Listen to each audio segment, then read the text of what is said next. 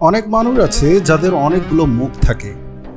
পোশাক পরার মতো এক এক উপলক্ষে তারা এক এক ধরনের চেহারা ও মুখোশ পরে থাকে। যখন তারা ভালো ও দিনদার মানুষের সাথে বসে তখন তাদের চেয়ে দিনদার মানুষ এ তল্লাটে আপনি খুঁজে পাবেন না। আবার যখন তারা খারাপ মানুষের সাথে চলে তখন তাদের চেয়ে খারাপ মানুষ এই পৃথিবীতে পাবেন না। যখন ক্ষমতাধর ও প্রভাবশালী মানুষের সাথে চলে তখন তাদের চেয়ে অনুগত ও বাধ্য মানুষ আর পৃথিবীতে পাওয়া যাবে না। তাদের আসল চেহারাটা কোনটা সেটা বোঝা সত্যিই মুশকিল। তাদের চেহারা গিরগিটির মতো পরিবর্তিত হতে থাকে। গিরগিটি যার উপরে বসে তার রং ধারণ করে। এই মানুষগুলো ঠিক তেমন। গিরগিটি গাছের ডালে বসলে খয়েরি ও কালচে রং ধারণ করে, গাছের পাতায় বসলে সবুজ রং ধারণ করে, যখন শুকনো ঘাসের উপরে বসে তখন হলুদ রং ধারণ করে। গিরগিটির প্রকৃত রং কি তা যেমন আমরা জানি না, তেমনি ওরাও জানে না ওদের আসল চরিত্র কোনটা।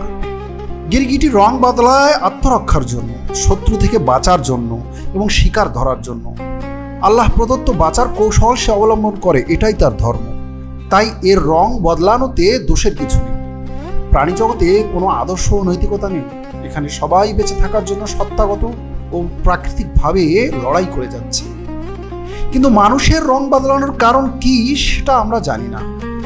এদের রং বদলানোর অর্থ কি আমরা জানি না। এদের আসল রং কোনটি এবং সম্ভবত এরা নিজেরাও জানে না তাদের আসল রং কি। একটি গিরগিটিও আদর্শ বিচারে এদের চাইতে ভালো। নিফাক ও বিশ্বাসঘাতকতার চাইতে রং বদলানো অপেক্ষাকৃত নরম শব্দ। একজন কাফির যার কুফরিতে কোনো রাগ ঢাক নেই, তুলনামূলক বিচারে সেও একজন মুনাফিকের থেকে ভালো। কপটতার কারণে মুনাফিকের অবস্থান জাহান্নামের সর্বশেষ স্তরে। একজন স্বাধীন মানুষ মুনাফিকি করতে পারে না। প্রাচীন আরবরা আদর্শবান ছিল, যদিও তারা কাফির ছিল। তারা যদি কুফরি করত সেটা প্রকাশ্যে করত, আর যদি তারা ঈমান আনতো সেটাও প্রকাশ্যেই আনতো, যাতে মানুষ জানতে পারে। তাই কুরাইশের মধ্যে হয় কেউ কাফির ছিল অথবা মুমিন ছিল। এছাড়া ভিন্ন কোনো মতের মানুষ ছিল না।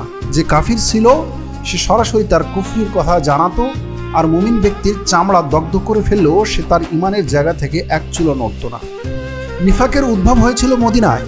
সেখানের আরবদের মধ্যে ইহুদিদের সাথে সহাবস্থানের কারণে তাদের কিছু কুঅভ্যাস মদিনাবাসীর মধ্যে প্রবেশ করেছিল। হাজ্জাজ গদবান ইবনু আল কুবাসারিকে জিজ্ঞেস করেন, সবচেয়ে নিকৃষ্ট মানুষ কে?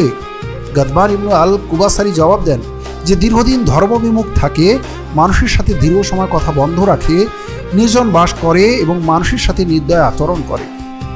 মানুষের সাথে মানুষের ঝগড়া হবে, এটা স্বাভাবিক ব্যাপার।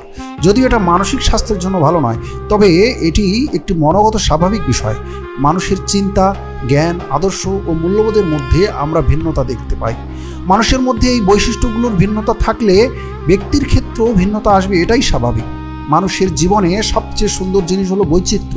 যদি সব মানুষ একই চিন্তা, একই ধর্ম এবং একই বিশ্বাসের অনুসারী হতো তাহলে এই পৃথিবীটা একঘেয়ে হয়ে যেত, কোনো নতুনত্ব থাকতো না, জীবন বিরক্তিকর বলে মনে হতো। যারা ভিন্ন ও ব্যতিক্রম চরিত্রের অধিকারী, বিবাদ ও দ্বন্দ্বের সময়ই তাদের আলাদা করে চেনা যায়। কারণ যখন সব কিছু শান্ত থাকে এবং সবার মধ্যে সম্প্রীতি বজায় থাকে তখন সব মানুষকে একই রকম মনে হয়। তবে যখন দ্বন্দ্ব দেখা যায় তখন মনের দিক থেকে, জ্ঞানের দিক থেকে, শক্তির দিক থেকে কে বড় আর কে ছোট সেটি প্রকাশ পায়। ইউনুস সাদাফি রহিমাহুল্লাহ বলতেন, শাফির থেকে জ্ঞানী মানুষ আমি আমার জীবনে দেখিনি। একবার আমি তার সাথে একটি মাসালার ব্যাপারে দ্বিমত পোষণ করি। পরে তিনি আমার সাথে দেখা করেন, সালাম দিয়ে জিজ্ঞেস করেন, একটা মাসালার ভিন্নমত থাকার কারণে আমাদের বন্ধুত্ব নষ্ট হবে কি? চিন্তাগত পার্থক্যের সময় জ্ঞানীরা এমন আচরণই করে থাকেন। মানুষের মধ্যে এই যে ভিন্নতা ও বিচিত্রতা, এটি সবচেয়ে দামি জিনিস। তাই ভিন্ন মতামত ও চিন্তার কারণে কাউকে ছোট করে দেখতে নেই। বিবাদের সময় মানুষের স্বরূপ প্রকাশ পায়। সাধারণত 3 ধরনের মানুষ আমরা দেখতে পাই। প্রথমত, যারা সহজেই রেগে যায়, আবার সহজেই স্বাভাবিক হয়ে যায়। যেভাবে রাগে সেভাবেই ঠান্ডা হয়ে যায়।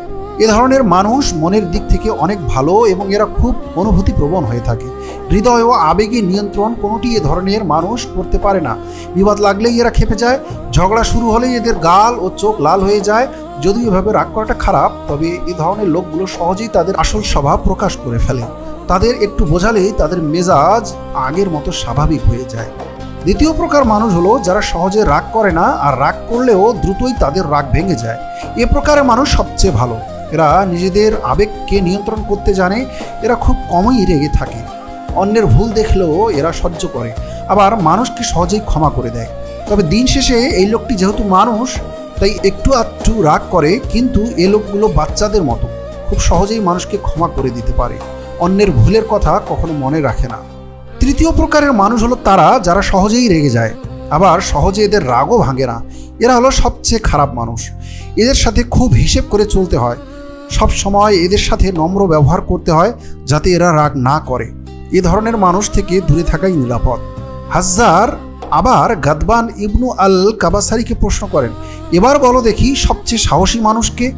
তিনি জবাব দেন, যারা প্রচণ্ড আঘাত হানতে পারে, মেহমানদারিতে উদারতা প্রকাশ করে, মানুষের সাথে ইনসাফমূলক আচরণ করে।